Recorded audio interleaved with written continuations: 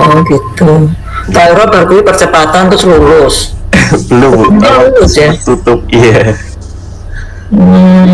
Ya wis semangat loh. Ojo maneman kene gas tek wis targetnya opo ra iso mencapai target sing tertinggi ya udah di targetnya diturunkan, penting ndang lurus ndang opo selak tuwa we. Oke Bu. Oke, baik, tolong di-mute-kan dulu Rifai. Ini baru ada berarti berapa? 4 orang dari 6 yang ada di absen ya. Ada Gilang Rizky, Sekar ada, Razan ada, Rifai ada, Muhammad Nurtianto sama Tirta Kusuma. Tolong nanti Sekar Langit teman-temannya di Saya hadir Bu. Oh, kok Raffi Ramdhani? Kamu nama siapa? Muhammad Rafli Bu. Kok anoi minggu aku ya Gilang Rizky, Sekar Langit, Muhammad Razan, Sanur Rifai, Muhammad Nurdianto sama Tirta. Saya tak catat sih. Kamu kalau nggak ada sini lapor Mas Udin ya. Nanti kalau nggak ada kan berarti nggak ada di SIM kok. Ada di SIM kan? Ada Bu.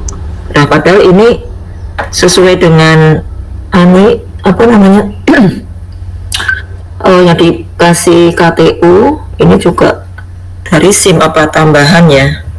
Oke deh, nanti yang penting di SIM udah ada. Rafli Ramdhani. Baik, ini adalah pertemuan pertama kita. Mungkin saya agak bukan sedikit nyalai aturan, jadi mohon maaf karena sebenarnya jadwalnya bukan ini, tapi saya tuh kalau udah malam mungkin udah seharian gitu ya di kampus, kesel banget aku. Nggak tahu ini online malah lebih capek dari sebelumnya gitu ya. Nah cuman yang penting adalah kalian bisa tidak keberatan dan tidak mengganggu aktivitas lainnya gitu. Kalau misalkan menghendaki 6:30 pun saya mau, nggak masalah. Gimana? Adakah yang keberatan atau mungkin sekarang ada curhatan dari temennya? Ada yang keberatan nggak? Selama ini sih belum ada Bu, tapi kalau teman-teman lain mungkin belum menyampaikan ke saya. Oke, berarti belum ada. Kalau ada keluhan atau apapun yang mungkin tidak kebetul lah bahasanya tidak berani menyampaikan ke saya, meskipun ya apa sih alasannya nggak berani gitu ya, silahkan ke Sekar dulu. Cuma saya memang open aja sih, kamu misalkan Bu mohon maaf Bu ini pagi saya harus kerja bla bla bla sehingga tidak bisa, nanti kita arrange lagi, kita coba cari jalan terbaik ya, yang enak untuk kamu, enak untuk saya. Nah oke, sementara kalau tidak ada keluhan berarti kita tetap seterusnya kalau bisa itu jam sekian. Kemudian karena ini ternyata hanya ada 7 mahasiswa, nanti mungkin beberapa kali saya akan menggunakan asinkron seperti kemarin, dengan tujuan kalau mahasiswa tidak bisa mengikuti kuliah bisa kemudian mendengarkan juga. Kemudian karena ini sifatnya adalah mata kuliah kuantitatif, maka bisa diputar-putar lagi gitu ya, biar lebih jelas gitu sih maksud saya. Itu pun juga silahkan kalian mau Bu, kayaknya itu kita nggak nyaman ya kalau lewat asinkron aja, mungkin butuh menjelaskan lagi, is okay ya, silakan, pokoknya saya terbuka aja. Baik, sesuai dengan yang ada di PPT di awal dan sudah saya jelaskan di rekaman itu bahwa kita punya beberapa aturan yang harus kita sepakati bersama. Kemudian penilaiannya ya, karena ini masih online, kalau soalnya itu sama kemudian mengerjakan soal seperti offline, banyak dosen dan saya sendiri menyaksikan apakah itu hasil murni dari pekerjaan kalian. Oleh karena itu, untuk benar-benar bisa menilai kemampuan atau pemahaman kalian tentang MKPK ini, mungkin nanti akan ada kombinasi penilaian, diantaranya adalah dengan menggunakan wawancara.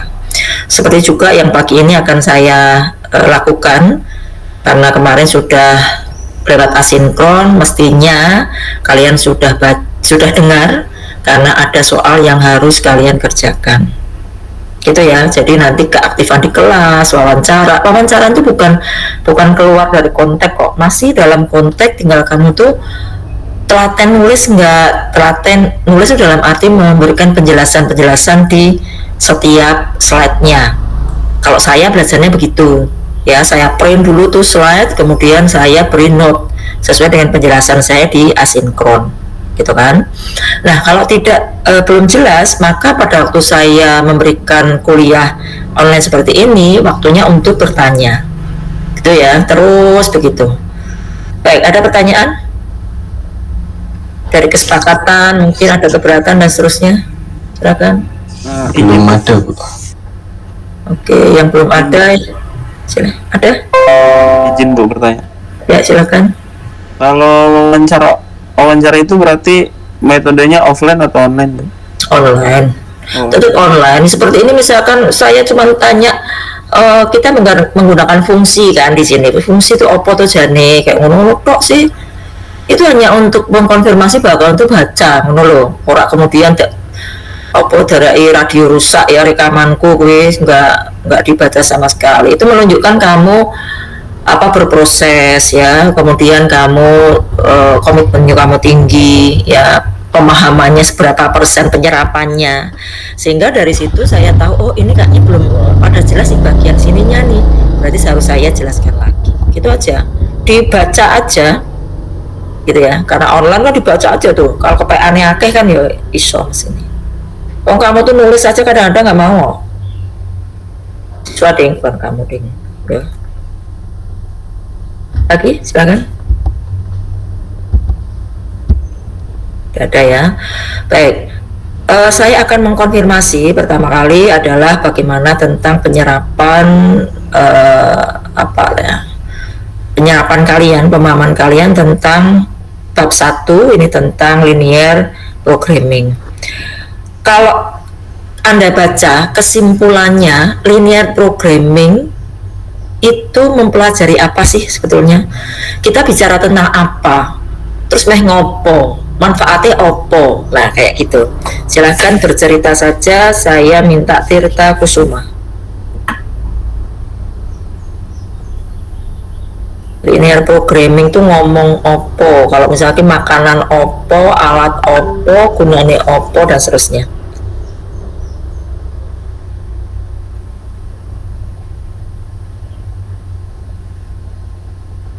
Iya Bu. Kalau menurut saya, suaramu kok cilik banget ya Tirta? Apa saya tok yang dengeran kecil? masih kecil Bu. Nah ini rada gede nih. Ya, menurut saya linear programming itu mencakup perencanaan kegiatan-kegiatan untuk mencapai suatu hasil yang optimal. Itu Bu. Contohnya apa? Misalkan gambarannya dalam kehidupan sehari-hari penggunaan linear programming.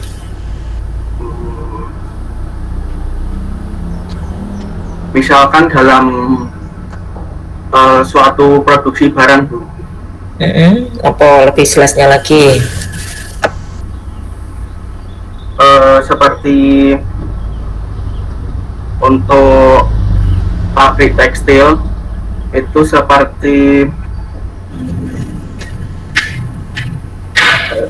memproduksi suatu pakaian gitu Bu. Gitu toh? Apa ada syarat khusus? Kalau dia memproduksi satu macam barang, kemeja putih kabeh ngono kuwi dengan model yang sama, ya warna yang sama, semuanya sama, itu perlu nggak menggunakan linear programming? Tadi konveksi, contohnya misalkan itu perlu tak? Masih Tirta?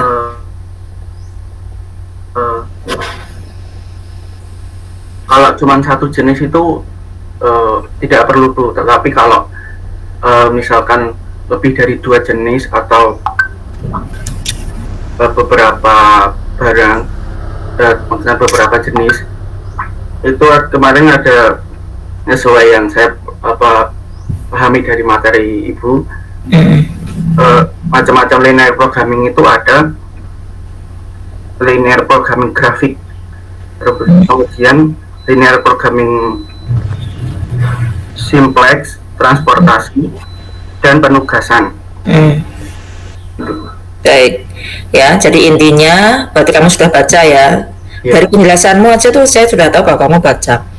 Oke, jadi linear programming khususnya metode grafik ya, yang sekarang nanti akan kita perdalam, itu hanya bisa dilakukan apabila perusahaan memproduksi lebih dari satu, bukan lebih dari dua ya, lebih dari satu. Nah, kenapa begitu? Karena sebetulnya linear programming itu kan berkaitan dengan bagaimana mengalokasikan. Ya, kata kuncinya kan mengalokasikan. Mengalokasikan apa? Sumber daya. Sumber daya yang seperti apa? Sumber daya yang terbatas. Kalau sumber dayanya tak terbatas, unlimited dalam segala sumber daya, berarti nggak perlu juga linear programming gitu. Tetapi masalahnya di organisasi manapun, sebesar apapun, dia pasti punya keterbatasan sumber daya.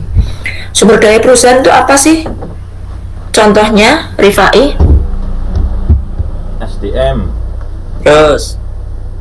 Terus mesin, peralatan, terus aset juga, Bu. dan seterusnya ya. Itu kan terbatas ya kan.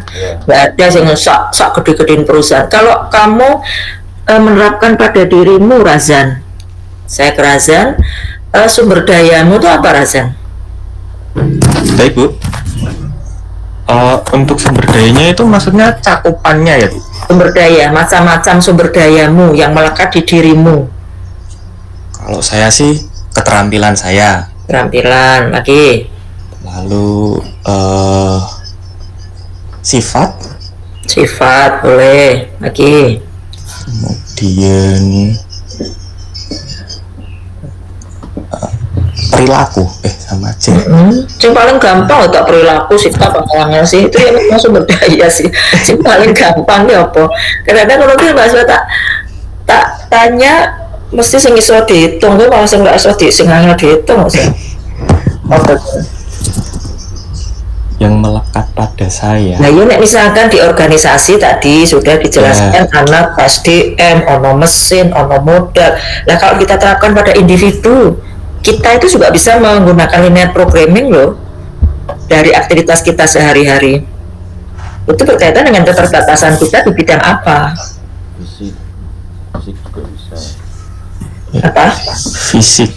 Iya, kayak katanya Mas Fisik. Nur itu fisik. Oh, fisik ya. Terus fisik cepat kesel ngono ya. Nah, sing gampang kan misalkan duitmu, ya kan, HP-mu mung siji, motormu mung siji, ebrek-ebrek sisan, ya kan, uang di dompet hanya sekian per bulan dan seterusnya. Itu kan sumber daya juga, yang paling gampang kan, yang mudah diukur. Tapi seperti yang kamu sebutkan tadi ya sama, keterbatasan sumber daya juga, tetapi yang lebih sulit diukur. Nah gitu ya. Jadi saya ingin memahamkan bahwa ilmu yang ada di yang kita pelajari itu sebetulnya bisa diterapkan dalam kehidupan sehari-hari. Itu satu ya. Kemudian yang kedua adalah coba nanti itu juga kamu terapkan pada organisasimu ya. Pada kamu kan sebagian besar bekerja. Coba kalau di organisasi saya yang termasuk keterbatasan sumber daya apa nih, gitu ya.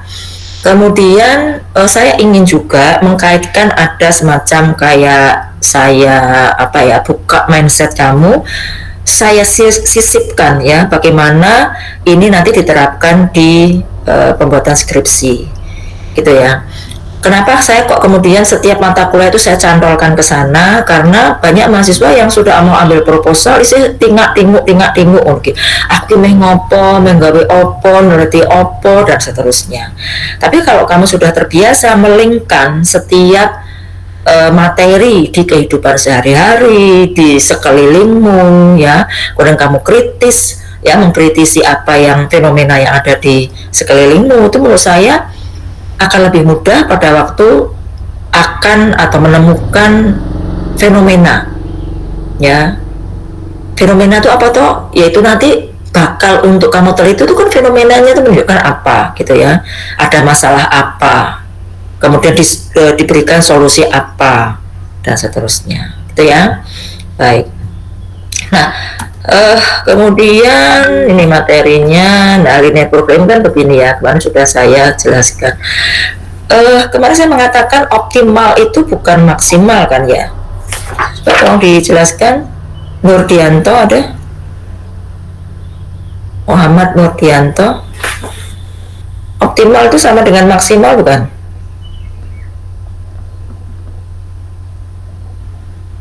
Nggak ada orangnya. Kalau nggak ada orangnya, sekarang tolong dicoret ya.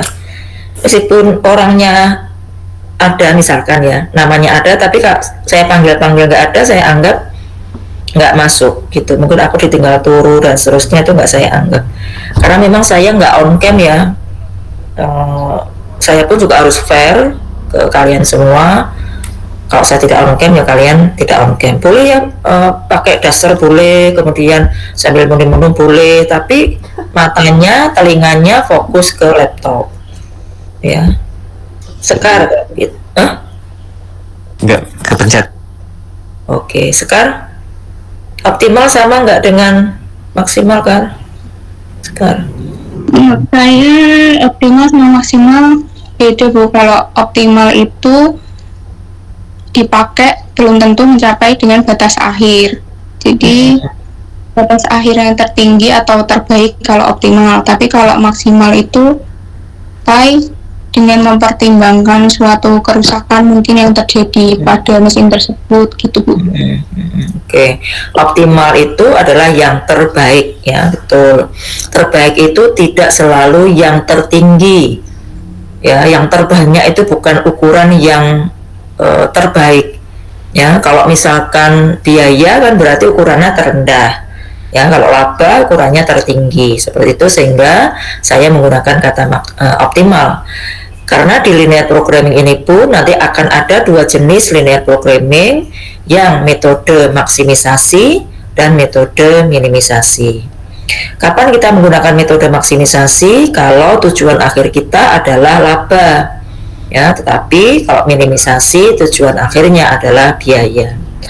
Nah, pertanyaannya adalah apakah di satu waktu perusahaan bisakah mencapai atau mencanangkan atau mentarget kedua-duanya? Target untuk laba yang maksimal sekaligus biayanya juga terendah. Silahkan Gilang berkomentar.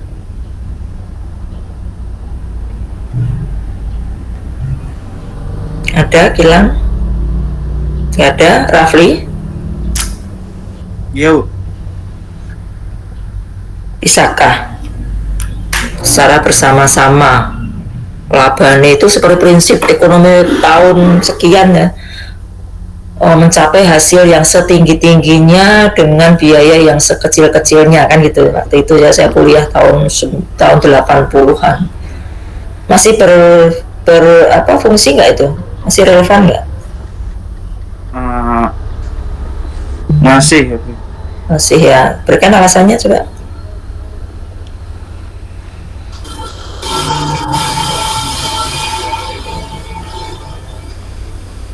Nggak tahu, coba yang lain komentar.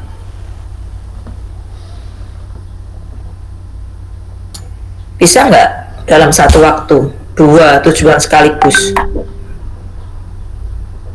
Bisa. Bisa. Ya. Oke, sekarang bisa nggak sekarang? Bisa Bu. Saya kalau Iya. saya mengatakan kalau dibilang tidak bisa, wong di dunia ini serba mungkin, tetapi sulit dilakukan gitu ya. Jadi misalkan kalau perusahaan itu fokus pada pencapaian laba, maka biayanya itu bukan sekecil-kecilnya, tapi dengan biaya tertentu, itu bahasa ekonominya. Tetapi kalau kemudian dia tujuannya adalah meminimalkan biaya, maka labanya ya tertentu, orang sing paling bagus, orang sing terbanyak, seperti itu. Karena tujuan organisasi itu kan melihat situasi dan kondisi ya, tidak selalu harus laba terus. Misalkan pada waktu COVID orang itu atau organisasi tidak selalu mencapai tidak menginginkan laba yang maksimal, tetapi hanya sustain aja. Apa nama kok sustain? Apa namanya? Istilahnya apa tuh? Angger urip ngono lho, apa sih? Eksis. Hanya bertahan saja, gitu. Yang penting dia nutup semua biaya-biaya pokok, iso gaji karyawan, ya, maka dia dikatakan sudah memenuhi target pada kondisi COVID, gitu. Ya, jadi bisa laba, bisa pertumbuhan, bisa kemudian apa tadi sustainabilitas, ada kemudian pencapaian apa menutup investasi, ya, bisa membayar hutang. Kalau kita sekarang tuh untuk laba yang tinggi kayaknya belum ya. Yang penting kita mau bisa bayar utang misalkan. Nah itu, jadi nggak bisa kemudian dalam satu waktu, pengen jadi presiden misalkan ya. Kalau kita mengukurkan, wah pencapaian tertinggi kan kalau versi orang Indonesia waktu saya kecil kan jadi presiden kan gitu. Tetapi dengan biaya yang sekecil-kecilnya, ya sekecilnya apa? Ya orang sinau, orang sekolah, gampangannya kan kayak gitu ya. Kan nggak bisa, pasti dengan biaya tertentu, gitu bahasanya. Baik, kemudian jadi masalah pengalokasian tersebut timbul bila individu atau organisasi harus menentukan tingkat beberapa. Nah ini beberapa output, sehingga kalau hanya satu output tidak perlu ya, bukan tidak bisa, tidak perlu. Karena apa? Karena sumber daya yang terbatas tadi itu langsung aja dioptimalkan untuk memproduksi satu macam output tadi. Gak usah mikir, gitu. Ya, kita hanya memproduksi undi-undi misalkan. Lah kita punya tepung sekian, telur sekian, tenaga kerja sekian, ya sudah, ngapain mikir panjang, mas pokoknya ono apa anane kowe nggak bisa akeh-akeh, selesai. Tetapi manakala kita harus membagi sumber daya yang terbatas tadi untuk beberapa output yang bermacam-macam bentuknya, rasanya, ya, warnanya. Nah, maka kita harus berbagi nih. Misalkan ya, yang saya contohkan itu kan paling gampang, kue cucur, kue undi-undi misalkan. Tepungnya ada sekian, ya, telurnya aja ada sekian. Berarti tepung yang hanya sekian ini itu harus dialokasikan untuk membuat kue cucur itu berapa kilo, undi-undi berapa kilo, dan seterusnya. Yang lain sumber daya sama. Yang diinginkan adalah labanya. Ya, kalau tujuan kita laba, ya labanya tertinggi, gitu. Mengapa harus seperti itu? Karena harga jual masing-masing roti tadi berbeda-beda, ya. Kebutuhannya berbeda, sumber dayanya, dan kalau dijual juga berbeda-beda. Permintaan konsumen juga berbeda-beda, ya. Memang kita memproduksi dua macam roti, tetapi kan tidak semuanya itu balance ya. Konsumen yang mau dua roti itu 50% kan biasanya tidak seperti itu. Berarti harus lebih jumlahnya lebih diperbanyak mana, gitu ya, dengan sumber daya yang ada. Begitu kira-kira. Makanya contohnya kemarin saya contohkan untuk pabrik tegel dan pabrik roti. Mudah-mudahan kalian masih ingat ya contohnya. Nah, kemudian apa namanya? Untuk bisa mengaplikasikan linear programming itu harus membuat sebuah model matematis. Ya, model matematis itu apa sih ya? Model matematis apa namanya? Kebalikannya itu apa? Kalau matematis itu kan digunakan untuk analisis kuantitatif gitu ya, biasanya kan begitu. Kemudian untuk yang apa namanya berupa narasi itu kan untuk deskripsi, mendeskripsikan, menceritakan sesuatu, ya, menggambarkan sesuatu tanpa menghitung, tanpa menggunakan angka. Itu biasanya digunakan untuk analisis kualitatif, ya. Jadi kalau kita sebagai ilmuwan itu, kalau kita ingin menganalisis sesuatu, gawean kita seorang ilmuwan itu kan menganalisis, ya. Menganalisis ada dua basisnya kan. Analisis secara kuantitatif dengan menggunakan angka-angka, atau kualitatif, hanya menggunakan deskripsi saja, menggunakan kajian literatur saja. Oh, jari ini si A, si B, si C yang dulu bekerja di sini bla bla bla bla, itu seperti ini, maka kemudian kamu menarasikan kembali, digabungkan dengan ide-idemu sendiri. Ya, itu namanya analisis kualitatif. Nah, sekarang ini di linear programming kita berada di analisis kuantitatif karena akan menggunakan model matematis. Ya, oleh karena itu syarat mengambil mata kuliah MKPK kamu harus paling tidak pernah mengikuti mata kuliah matematika gitu, karena ya nggak tengok lah, wong di sini saya sudah bicara tentang diagram kartesius, sudah bicara tentang fungsi. Nah, fungsi itu apa masih bingung gitu ya. Nah, ini sudah, yaitu suatu hasil yang mencerminkan tercapainya sasaran tertentu yang paling baik menurut model matematis di antara alternatif yang mungkin dengan menggunakan fungsi linear. Nah, ingat fungsi linear itu apa? Yaitu fungsi garis lurus ya, bukan melengkung. Definisi fungsi linear itu apa sih? Kalau dulu ingat, kalau saya ajar ya, saya mendefinisikan yaitu suatu fungsi yang apabila digambar berbentuk garis lurus. Suatu fungsi yang apabila digambar berbentuk garis lurus.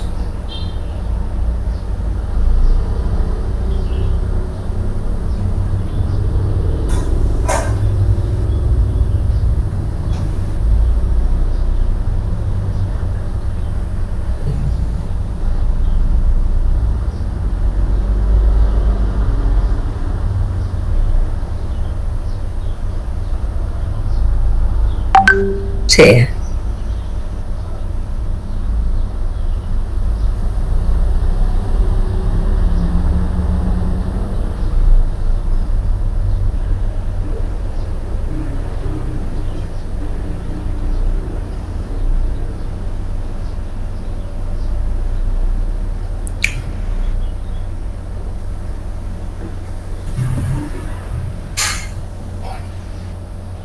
Oke ya. Jadi linear artinya semua fungsi matematis yang disajikan harus berbentuk linear atau fungsi garis lurus. Itu ya. Kemudian macam-macam linear programming, ya ada grafik, simplex dan seterusnya. Ini sudah saya jelaskan. Dan sekarang atau hari ini kita akan lebih fokus ke LP grafik ya. LP grafik itu digunakan apabila outputnya itu dua. Ya, kalau lebih dari dua maka grafik sudah tidak bisa mencukupi, karena grafik kan hanya memuat sumbu vertikal dan sumbu horizontal ya, memuat barang satu dan barang kedua. Tapi kalau barangnya sudah 3, 4, 5, 6 kita bisa menggunakan simplex. Oke, tetapi simplex di sini nanti tidak akan saya jelaskan secara detail karena menurut saya tidak perlu lah ya. Simplex itu kalau dikerjakan dengan tangan itu luar biasa jelimetnya. Karena sekarang itu kan kita sudah menggunakan program ya. Ada program POM4 Windows. Nanti kalau kalian di lab manajemen operasional akan dijelaskan lebih lanjut. Jadi di MKPK itu hanya saya meletakkan konsep-konsep dasarnya saja. Nah, ada metode transportasi, penugasan ya. Oke. Nah, grafik contohnya seperti ini. Ini adalah soal cerita. Soal cerita itu menggambarkan dari fenomena penyederhanaan kasus di lapangan dalam sebuah cerita seperti ini. Nah, pertanyaannya adalah apakah dalam kenyataan itu sesimpel ini? Ya enggak ya. Misalkan kita mau buat sepatu ini ya. Sepatunya hanya ada dua macam, pria dan wanita. Oh, berarti nggak usah pakai simplex ya, kita bisa pakai grafik kan gitu. Nah, kemudian untuk batasannya di sini kan saya hanya mengatakan batasan mesin 1, 2, 3. Kenyataannya apa? Hanya batasan itu yang kita pertimbangkan? Ya enggak. Kan ada keterbatasan tenaga kerja, ada modal, ya, apalagi bahan baku, permintaan, macam-macam. Ya, tetapi pada waktu kita mempelajari awal, kalau semua batasan itu saya masukkan, gue bingung. Soal menambah batasan itu gampang, gitu ya. Nah, inilah sesi atau ya bagian yang tersulit itu bagaimana mengubah soal cerita ini ke dalam ini, ya, ke dalam fungsi, dalam bentuk fungsi, gitu ya. Oleh karena itu, pada waktu saya minta kalian untuk mengerjakan itu sudah saya buatkan, ya, diketahui fungsi linear seperti ini, gitu ya. Karena nanti kalau ujian itu ngentek waktu lah ya, bagaimana kamu memahami soal itu pun 10 menit bisa jadi tidak atau kurang, ya. Nah, tetapi untuk dasarnya kalian harus paham dulu. Jadi kalau kalian bisa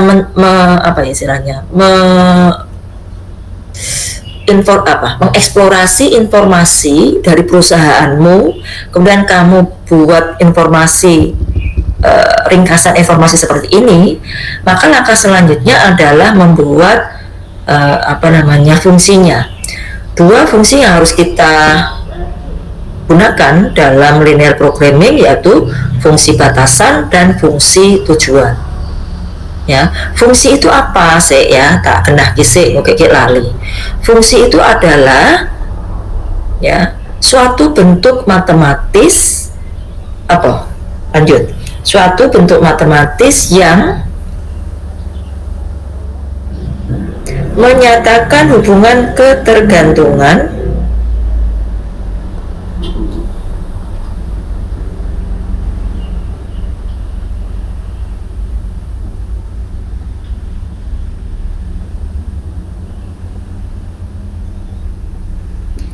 antara satu variabel dengan satu atau beberapa variabel lainnya. Suatu bentuk matematis yang menyatakan hubungan ketergantungan antara satu variabel dengan satu atau beberapa variabel lainnya. Variabel itu apa ya? Razan. Variabel itu apa, Zan? Variabel itu seperti hal yang akan diteliti. Kalau saya sih kayak seperti variabel dalam misal pekerjaan, variabel yang akan mengoptimalkan pekerjaan itu kayak seperti variabel orangnya, pekerjaannya, seperti itu. Itu aplikasinya contohnya ya. Kalau variabel itu sendiri, Rafli, apa Rafli? Iya Bu, kayak sebuah simbol bukan Bu? Simbol memang diwujudkan dalam bentuk simbol nantinya, betul. Tetapi variabel itu adalah sesuatu yang nilainya bisa berubah-ubah atau bagian dari fungsi yang nilainya bisa diubah-ubah. Ya, kata kuncinya itu. Artinya bahwa kalau sesuatu atau bagian dari fungsi itu nilainya susah untuk dinaik turunkan, ya, itu berarti masih konsep, belum variabel. Jadi mungkin Razian kalau yang sudah skripsi sudah tahu ya, atas itu paling tinggi itu teori kemudian menelurkan konsep menelurkan variabel menelurkan indikator. Itu urutannya. Ya, contoh dari konsep misalkan promosi adalah sebuah aktivitas organisasi yang bla bla bla bla, misalkan gitu ya. Nah, itu masih konsep namanya. Yang mau aktivitas yang mau diturunkan itu apanya ya? Apa sangat aktif, tidak aktif, kan ya aneh. Ya, tetapi kalau kamu mau mewujudkan promosi itu dalam bentuk variabel, ya harus kamu turunkan, harus kamu zoom lagi. Misalkan biaya promosi, misalkan. Kalau biaya promosi kan nilainya sudah naik turun, bisa itu.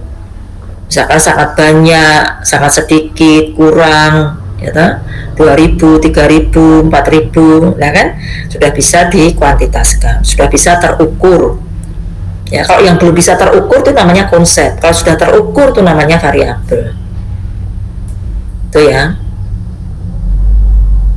Makanya definisi dari variabelnya tadi konsepnya adalah promosi, variabelnya adalah biaya promosi. Ya, kalau promosi tadi didefinisikan sebuah aktivitas perusahaan ya yang bertujuan untuk ya membujuk, mengingatkan pelanggan bla bla bla bla lah gitu ya. Nah, tapi kalau sudah biaya promosi berarti definisinya kan beda lagi ya. Berarti apa? Didefinisi apa enaknya?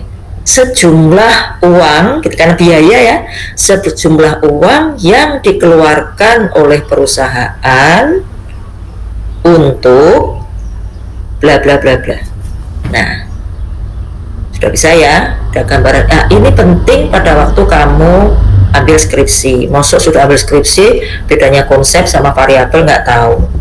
Padahal untuk skripsi itu kan sudah hubungan antar variabel, bukan hubungan antar konsep. Ya. Kalau hubungan antar konsep itu namanya proposisi. Ya. Kalau hubungan antar variabel itu menelurkan hipotesis, gitu. Ya, gambaran kasarnya begitu. Baik. Nah, oleh karena itu, karena kita harus membentuk sebuah model matematis, maka kita harus membuat variabel dulu nih. Nah, variabelnya apa? Saya tulis aja ini x1, x2. Boleh menggunakan a atau b ya. X, Z, terserah kamu. Karena variabel ini harus tadi si Rafli bilang harus disimbolkan, harus dinotasikan dalam bentuk notasi tertentu. Nah, tertentunya sembarang. Tetapi ada notasi-notasi yang sudah menjadi kesepakatan umum, seperti kalau harga ya, harga itu biasanya P karena kependekan dari price. Harga bukan H biasanya kan. Misalkan kuantitas biasanya digunakan HI, kependekan dari quantity dan seterusnya. Tetapi dalam hal ini dalam linear program ini saya masih bebas lah ya, saya namanya Q1 dan Q2. Nah, Q1 dan Q2 adalah tujuannya kita tuh mau memproduksi apa sih, karena itu kan yang akan menjadi jawaban kan. Oh, berarti agar perusahaan mencapai hasil yang optimal, maka harus memproduksi sepatu pria sekian, sepatu wanita sekian, kan begitu nanti.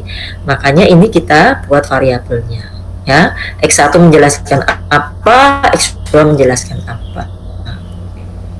Nah, kemudian kita bentuk menjadi kita sederhanakan dari soal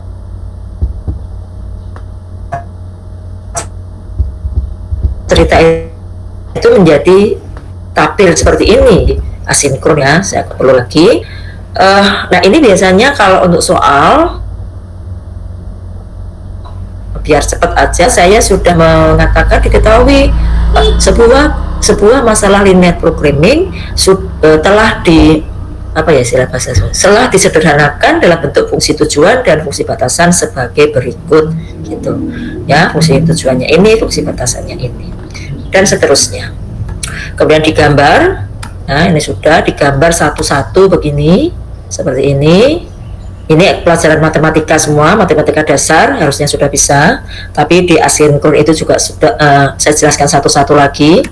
Nah, kemudian ini adalah saya gambar keseluruhan biar tampak, sehingga daerah visibelnya itu adalah daerah yang terkena, bahasa saya terkena ketiga arsiran. Coba kalau kamu berusaha mengarsir, arsirannya karena tandanya kurang atau sama dengan kan di sini nih, set yang itu yang garis biru kan di sini, set. Kalau yang hijau kan ini ke bawah. Nah, cuman ingat bahwa karena kita sekarang pada analisis kuantitatif yang menyangkut jumlah ya, jumlah produksi, maka nggak mungkin kan jumlah produksinya kok negatif ya. Kalau 0 masih bisa dimungkinkan, 0 itu kan berarti tidak memproduksi. Tapi kalau sudah negatif kan aneh ya, masuk memproduksi -2 no.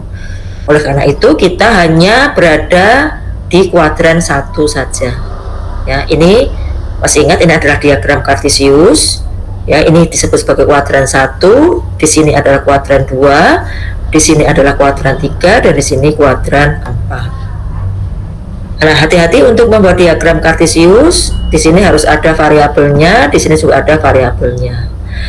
Kalau untuk fungsi yang waktu kita pelajari matematika, maka variabel independen atau variabel bebas itu biasanya berada di sumbu horizontal, sedangkan yang sumbu vertikalnya itu untuk variabel dependen atau variabel yang terikat atau variabel yang dipengaruhi.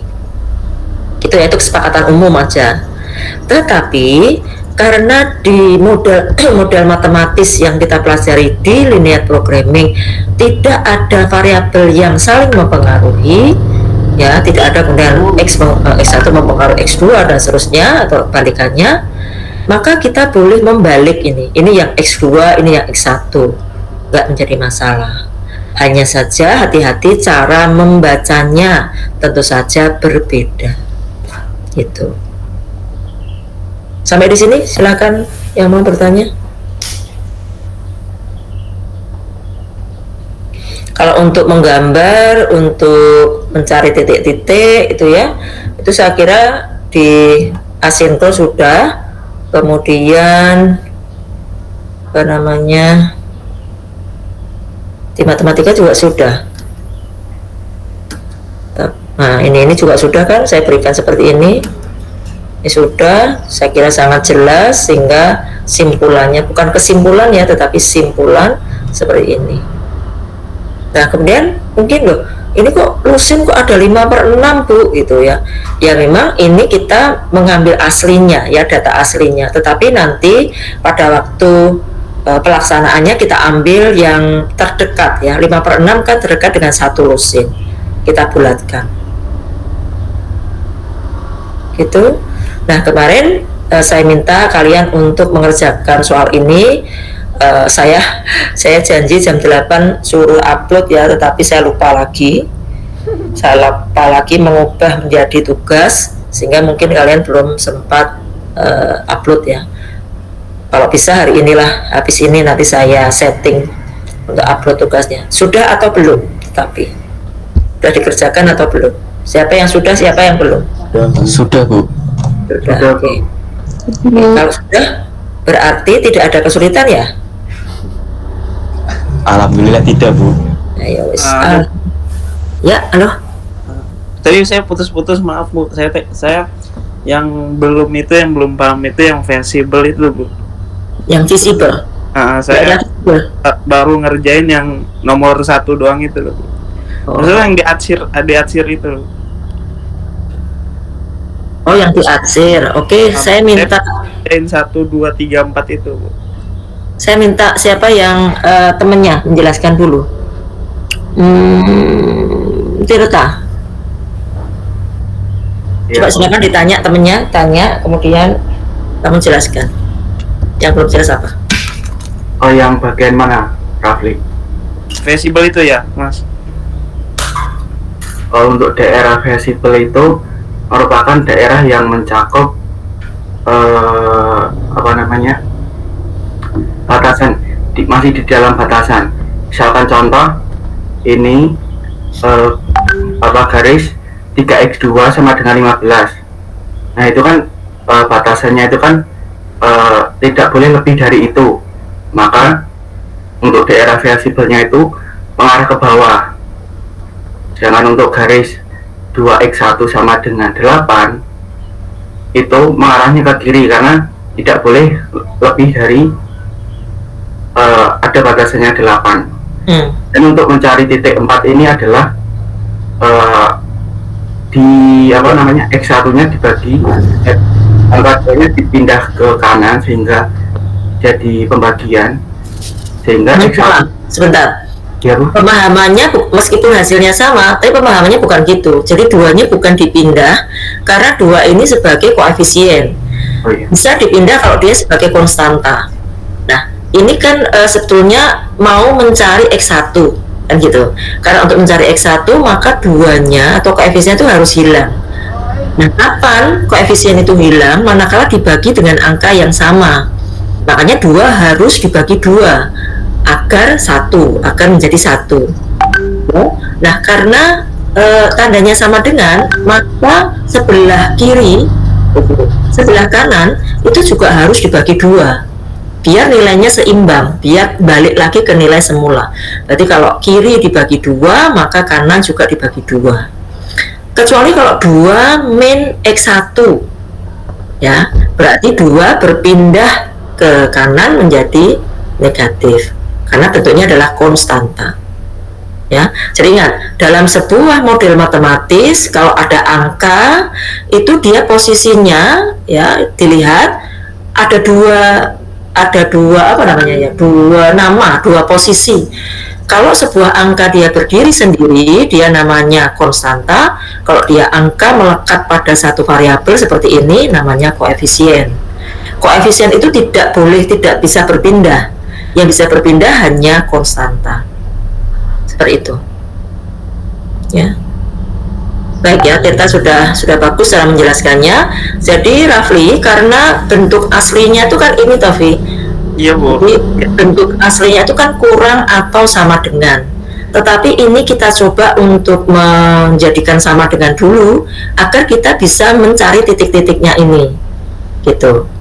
Akhirnya setelah kita gambar seperti ini dengan menggunakan 2 pasang titik, ya, maka kita akan mencari daerah aslinya atau daerah yang memenuhi. Karena mesin 3 ini misalkan ya, dia tidak boleh bekerja lebih dari 30 jam. Karena tidak boleh lebih, maka daerah yang memenuhi ya dari garis hijau ini ke bawah. Kalau 30 persis, itu persis di garis ini 30, semua kapasitas digunakan 30 jam. Tetapi kan karena maksimal 30, kita menggunakan 29 ya boleh, 28 ya boleh kan. Maka daerah yang memenuhi itu yang di bawah diarsir aja ini, set. Ya. Tapi sekali lagi, yang kita perhitungkan itu hanya yang di kuadran 1 aja. Kalau kita ngarsirnya melebihi ini, di sini, di sekitar ini, ya sudah kita abaikan. Oh, itu negatif nanti, oh. Gitu. Sudah jelas apa belum ya?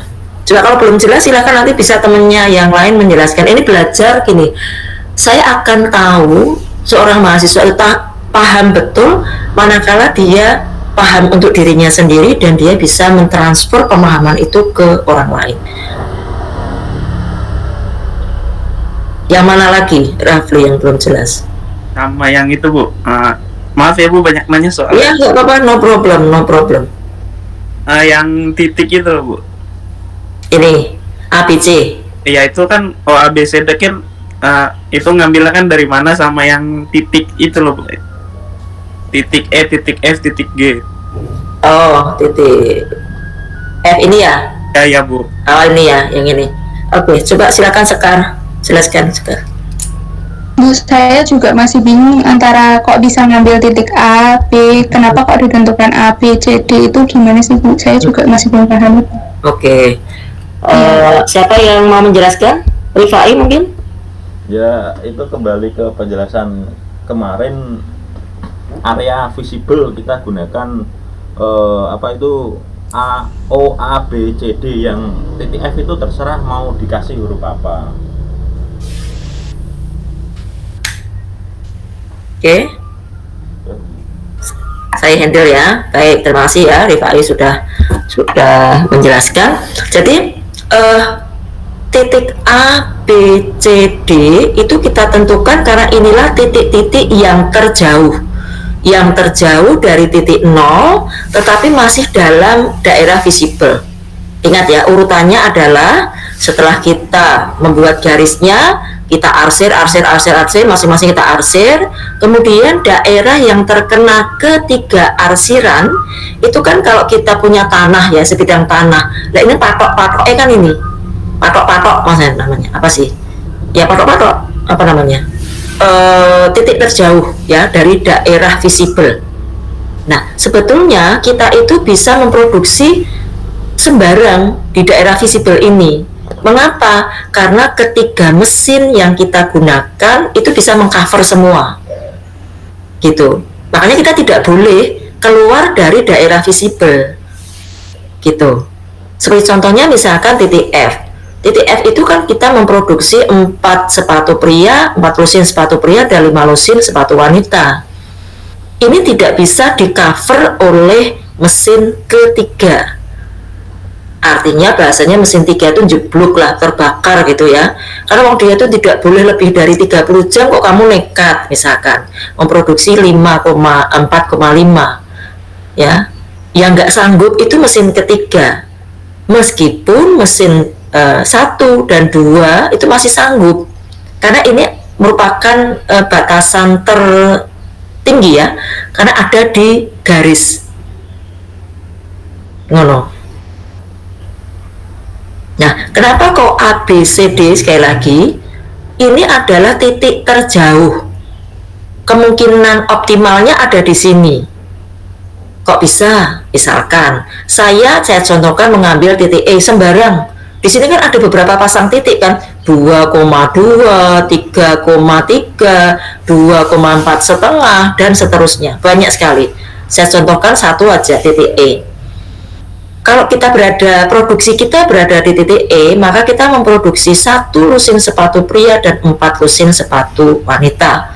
Pertanyaannya adalah, boleh nggak? Bisa nggak kita memproduksi di kombinasi ini? Jawabannya boleh. Why?